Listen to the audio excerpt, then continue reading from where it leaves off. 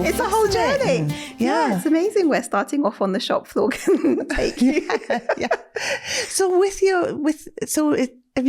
your passion had always been like the makeup side of the industry? Yeah, I always said to people, I am a makeup artist. It's not what I do, it's who I am. I've just always had a love for makeup. But then you realize that there are so many different aspects of makeup. You know, every year, every decade, I found a new passion within the same industry. So there was no need to change jobs or leave. You just kind of changed your specialism. So I went from being in the fashion and beauty, bridal, all the way through to going into film and TV, and then going down the prosthetics route and special effects. And it's all still the same thing, but just different aspects of it. And did you sort of do standard training to start with and then just get more into theatrical and all of the... Yeah. Because I know when we were talking, was it last week or the week before, and you just threw in, and then in Nigeria I was on like film set and I was like, what? Tell me more about this.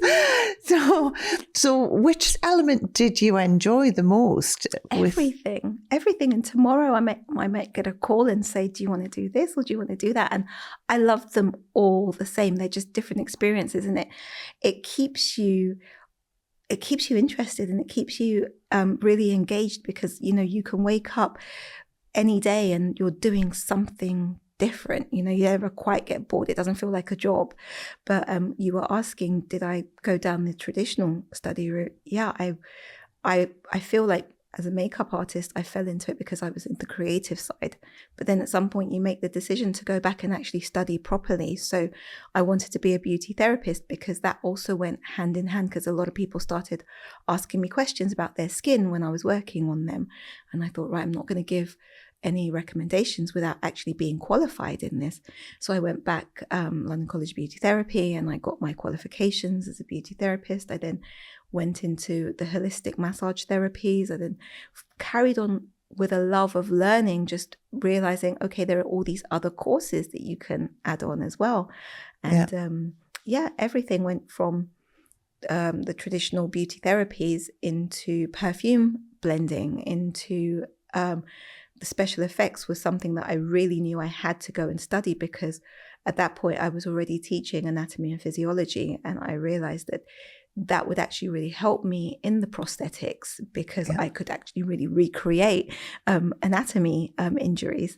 So yeah, that was really helpful. Education is so helpful. Yeah, but this is what I love about our industry. There's just so many elements to it, and you know, like you've just said, I mean, you've traveled the world doing what you do, and so many different aspects of it as well.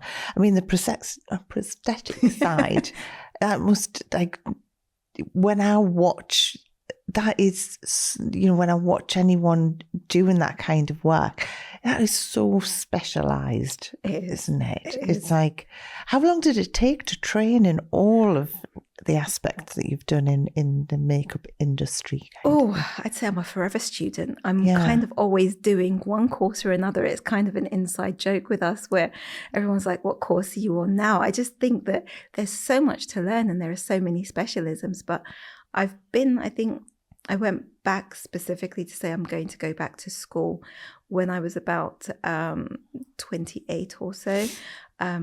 Because I left uni, as I said, to follow my career path. I said, if I was going to go back to school, I would go and study something that I really was passionate about, not just doing a degree just for the sake of it.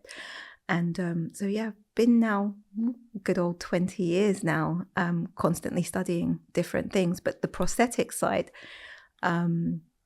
I did the course, that was about over a year or so, working part-time on the sets. But I was already on film sets. And I think the beauty of our industry is that you can work and learn at the same time. So I was already working on films and I thought, I want to learn more. So I started studying alongside working on set as well. So it wasn't like I had to take that time out to go and study.